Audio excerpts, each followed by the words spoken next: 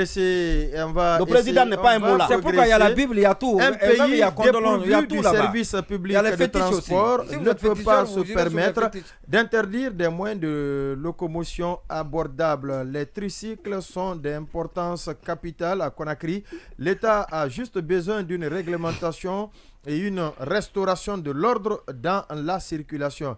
C'est tout ce qu'il faut faire au lieu d'interdire tout simplement. Mais à la Mecque, on n'est pas obligé d'enlever les bagues ou ouvrir le Coran si on a une bague en main. Sanso a parfaitement raison dans l'analyse de l'affaire Aya Diawara.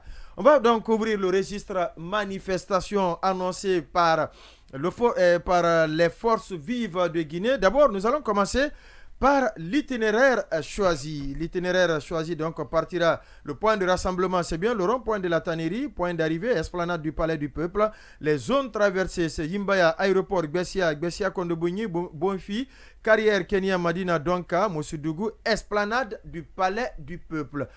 Pour la deuxième fois consécutive, les forces vives, à la suite du FNDC dissous par les autorités actuelles, reconduisent le même itinéraire. Qu'est-ce que cela vous inspire, Bokar Sansobari, en une minute? L'itinéraire. Disons, la manifestation du 9 n'est qu'une suite logique de celle du 16 février dernier. Pratiquement le seul qui n'était pas, et c'est un individu, le seul qui n'était pas peut-être aussi présent dans la manifestation du 16, c'était le président Alpha Condé, parce que le parti RPG en tant que tel avait déjà signé, avait co-publié un document encourageant les citoyens à participer à cette manifestation. Donc, il est question de la même dynamique. Il n'y a pas de quoi probablement que l'on change d'itinéraire. Maintenant, quand on dit... Non, le choix de l'autoroute Fidel Castro. Oui, mais ça on va dire, ce n'est plus nécessairement nouveau. C'est-à-dire, depuis Alpha Condé, c'est pratiquement, peut-être la différence, c'est que du temps d'Alpha Condé, on s'arrêtait peut-être à l'esplanade du stade du 28 septembre. Ou parfois, on commençait à partir de l'aéroport. Voilà. Cette fois-ci, on veut continuer jusqu'au niveau de l'esplanade du Palais du Peuple. Maintenant, il y a la déclinaison en tant qu'itinéraire. Il y a ce qui va se passer parce que nous savons que c'est une manifestation qui le choix de l'itinéraire. Alors, je crois que c'est un choix stratégique. C'est stratégique parce que ça vise à paralyser carrément toute la ville. Parce qu'avant, on savait, lorsqu'on parle de manifestation sur l'axe, les gens migrent vers l'autoroute et du coup, ça donne, en fait, ça permet à ceux qui ne sont pas concernés de partir. Non, sauf qu'à l'époque, c'était vu comme une provocation. Vous n'avez pas la parole. De partir tranquillement en ville ou à Madina. Et du coup, ça donnait un autre élan où ça faisait une ville à double facette. Du coup, choisir l'autoroute Fidel Castro, c'est pas pour qu'il y ait à peu près, si vous voulez, les mêmes réactions sur l'autoroute, sur la route Le Prince, mais dans l'opinion, parce qu'a priori, on sait que sur la route Le Prince, c'est déjà... On suppose que c'est un acquis. Et de l'autre côté, du moment où on dira que c'est là-bas l'itinéraire, les uns et les autres réfléchiront 1000 fois avant de sortir. Donc, on va d'abord la psychose. Observer. Donc, la psychose. C'est cela un peu, c'est l'impact majeur, bien évidemment. Oui, sauf qu'au temps d'Alpha, quand on disait l'itinéraire, par exemple, on prenait à partir de la Tannerie, c'était le plus souvent perçu comme étant une provocation. Parce qu'on sait que sous l'ère Alpha Condé, avec les manifestations, pour la plupart du temps, ça s'est passé sur l'axe Amdala Mambé Tokola jusqu'à Kagbeleng. Mais à un moment donné, ils ont voulu peut-être à l'époque impliquer ceux qui sont sur l'autoroute et c'était perçu comme ça. C'est-à-dire qu'on se disait à l'époque, oui, ils ont choisi l'itinéraire Tannerie jusqu'à Madina en passant par Bessia, c'était en guise de provocation. Ce qui n'est pas le cas cette fois-ci. Cette fois-ci, à partir du moment comme ça, on l'a dit tout à l'heure, il y a le RPG qui rentre dans la danse parce qu'il y avait une certaine méfiance, si vous voulez, jusqu'ici. Aujourd'hui, on se pose la question, à un moment donné, est-ce que les formations politiques, à commencer par le RPG, sont pour ce qui est de la manifestation? Est-ce qu'ils vont accompagner le FNDC ou non? Maintenant, la question ne se pose plus. On a vu le dernier communiqué qui a été rendu public et aujourd'hui, on parle de forces vives. Forces vives, donc, y compris les grandes formations politiques. Donc, la question ne se pose pas. Ceci dit, je pense que l'itinéraire, cette fois-ci, non seulement c'est parce que c'est une question d'habitude, mais c'est aussi amener ceux qui sont du RPG Arc-en-Ciel parce que la plupart du temps, en tout cas, le fief du RPG a commencé par Matoto et c'est quand vous prenez Bessia jusqu'à Madina. Donc, la plupart des militants du RPG sont de ce côté, y compris ceux de l'axe qui vont venir s'ajouter. Je pense que ça va faire mal. Mais là aussi, en ce moment, il faut profiter, éviter sur le président de l'UFR pour... Qu'est-ce que ça vous inspire? Oui, en 2 mots, vous rejoignez Sékou Keita? Absolument. C'est parce que quand ça se passe sur l'autoroute, nous savons déjà qu'une manifestation annoncée, la route Le Prince est paralysée. Et donc, pour complètement paralyser la capitale, il faut aussi occuper l'autoroute. Et c'est ce que les gens ont compris sous Alpha Condé, sous le régime Alpha Condé, et c'est ce qui continue. C'est ce qui continue. Alors, l'autre chose, c'est bien le double langage. Je l'ai dit tout à l'heure à l'entame des autorités. On a vu les 2 communiqués du Premier ministre qui ont appelé à une rencontre avec les forces vives, et puis ces 2 sorties de deux grandes responsabilités, j'allais dire, du pays. Il s'agit du ministre de la Justice, garde des Sceaux, et le président du CNT, Dr Dansa Kourma, quand le premier assimile l'appel à manifester d'un papier volant qui n'avait pas besoin de réponse, et que une importante déclaration sera faite le jeudi, le jour donc de la manifestation. Je parle bien de Charles Wright, qui promet que force va être rester à la loi. Et dans Sakourma, oui. On est en train de ce qu'on a critiqué au temps d'Alpha, c'est ce qu'on est en train d'appliquer. Et moi, je pense que ce bras de fer, les autorités aujourd'hui devraient comprendre. Parce que ce qui est en train de se passer, quand vous regardez l'évolution de la situation politique parlant de ces manifestations, vous avez vu la sortie de Cellou depuis Luanda, qui appelle ses militants et sympathisants à se mobiliser.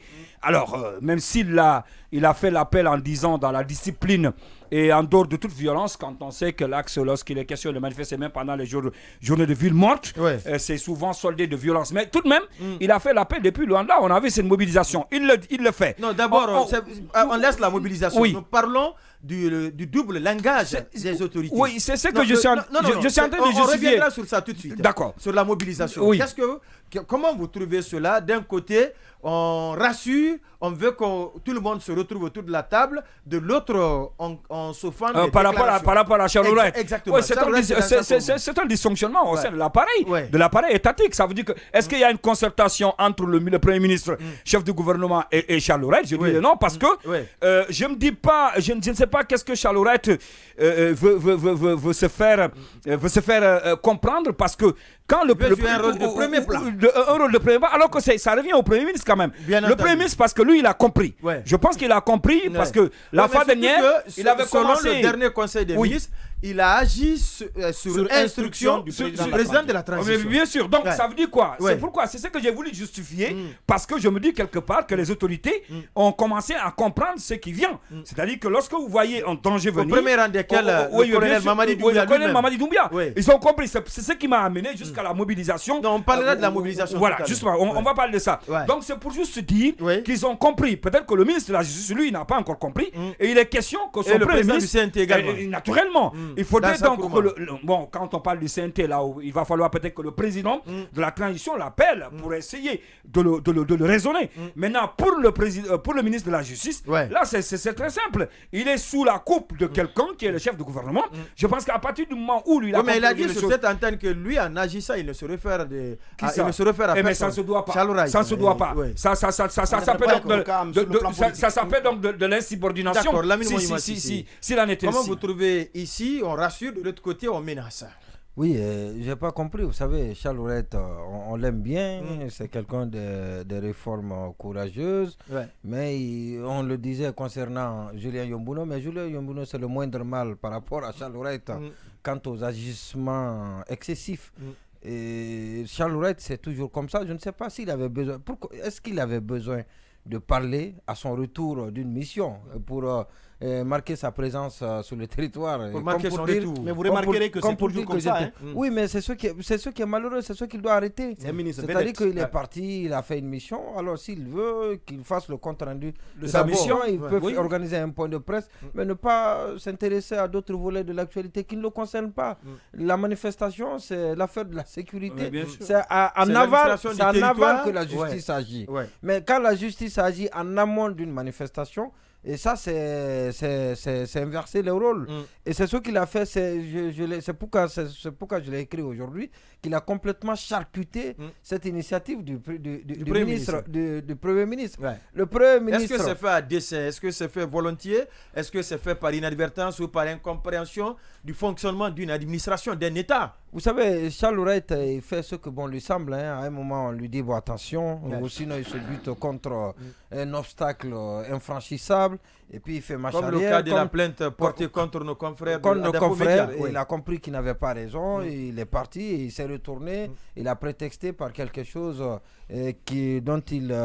cause de Dieu. Oui, qu'il n'aimait pas, qu'il n'a jamais aimé entendre, parce qu'il a dit ici dans les temps que si l'application de la loi doit brûler le pays, et donc Charles Wright, il va brûler le pays il ne va pas en appliquant la loi. Sauf qu'il a reculé pour le cas. C'est au nom d'Allah.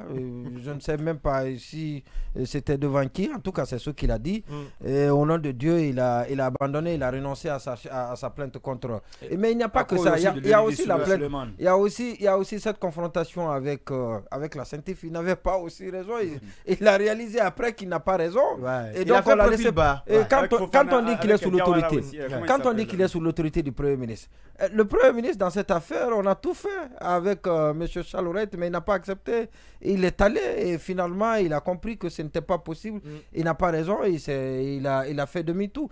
Alors, il faut bien évidemment à un moment donné qu'il ait de la retenue, c'est important. Et s'il a ça, il peut être un très bon ministre, M. Charles Laurette. Mais parce qu'il est audacieux. Il est très audacieux, il fait des choses que beaucoup n'oseront pas à sa place. Mais il faut qu'il fasse de la retenue. Parce que vous avez parlé aussi dans ce discours. Et je me souviens au temps d'Alpha Condé, quand la CEDEAO a mis en cause tout ce qui a été fait dans le cadre de l'organisation des élections. Le président Alpha Condé et ses conseillers avaient demandé à ses ministres, à tous les soutiens qui s'exprimaient au nom du gouvernement, au nom de l'État, de ne pas attaquer la CEDEAO. Parce qu'ils savent ce que c'est. Attaquer la CEDEAO. Ça se règle entre vous, derrière les rideaux, mais tout ça. Et je me souviens qu'il y a un des membres du gouvernement à l'époque qui avait fait une réaction sur nos confrères de Afrique-Guinée, comment il a été rappelé à l'ordre, il a failli perdre son poste. Pour ça, quand il s'est attaqué à la CEDEAO, à l'Union africaine, en brandissant ce chauvinisme le directeur général du Fonds d'indigence. Lansana Diawara qui s'est aussi attaqué à la CEDEAO. Oui, mais ce n'est pas normal, c'est contre-productif. Et parce que cet accord-là, c'est pas aidé quand cet accord avec non, mais c'est contre-productif, ça n'a pas de sens, je ne dirais pas insensé, mais ça n'a aucun sens.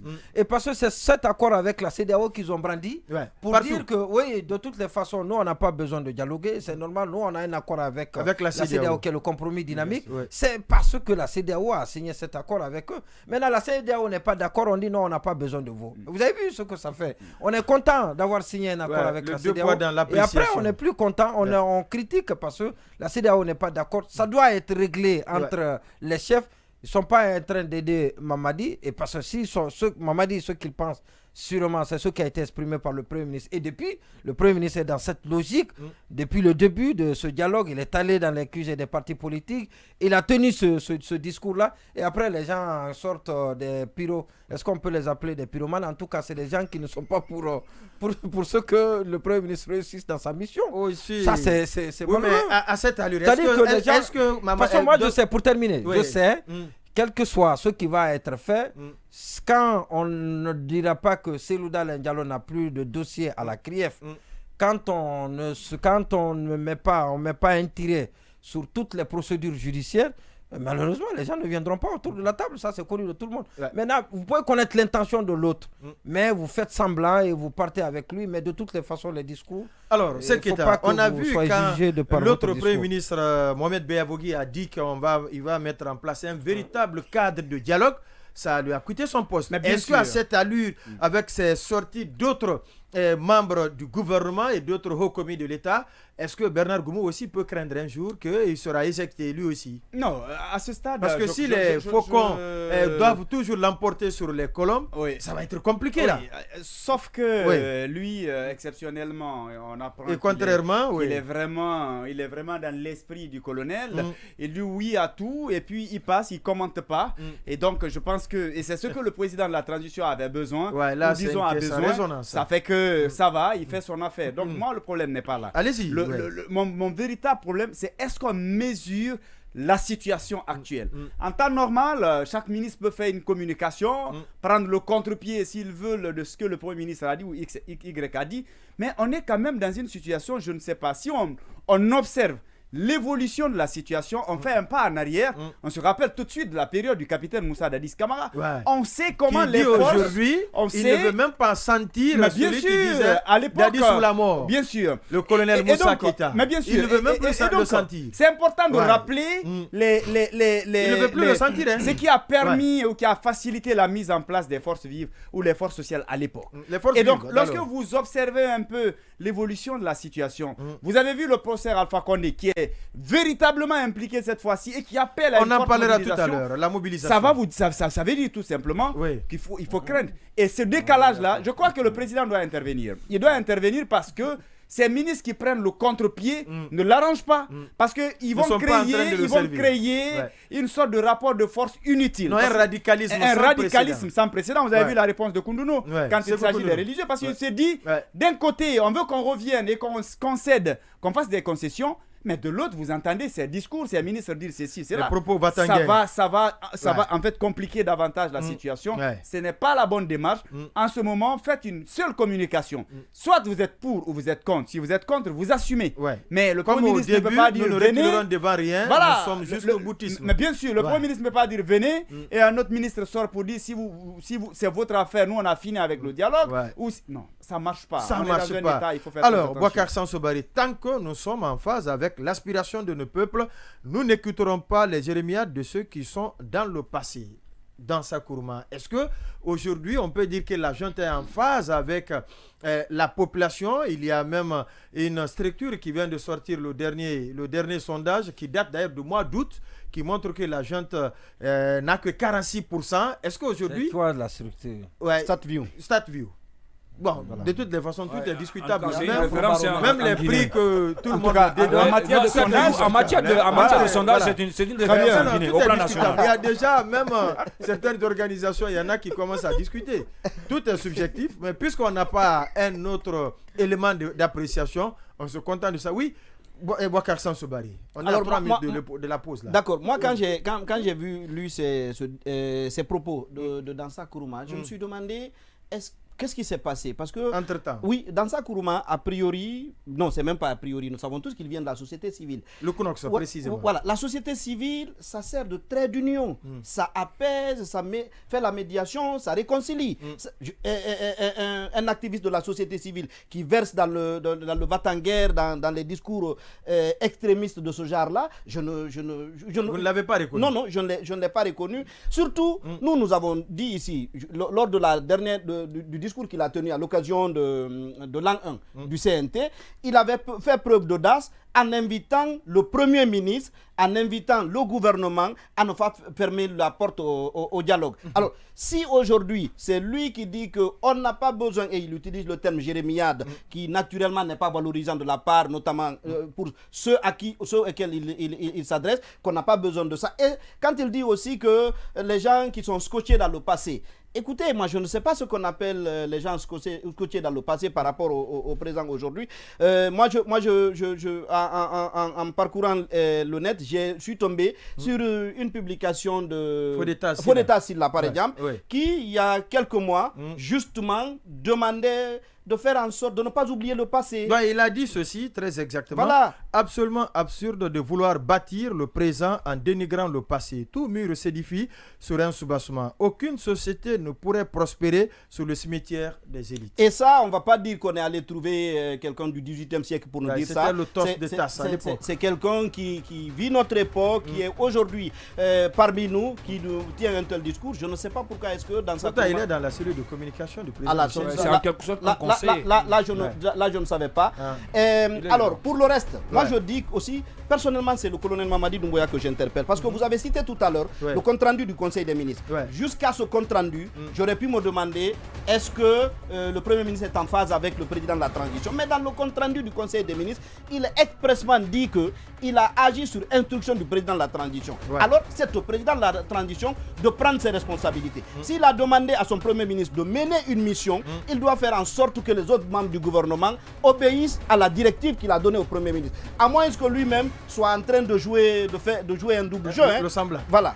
Et ça va se savoir puisque la date indiquée, c'est bien. Le jeudi prochain, nous allons partir à la pause, à la reprise. L'invité, c'est bien Abdoulaye Kourouma. Il est le président du parti RRD. Quel est, lui, son lien avec la manifestation projetée ou le CNRD? Nous allons lui poser ces questions. Mais avant de partir avec lui, nous débattrons de l'implication des acteurs de première ligne, à savoir Alpha Condé, Cellou Dalein Diallo et Sidya Touré. A tout à l'heure donc, après juste la page commerciale.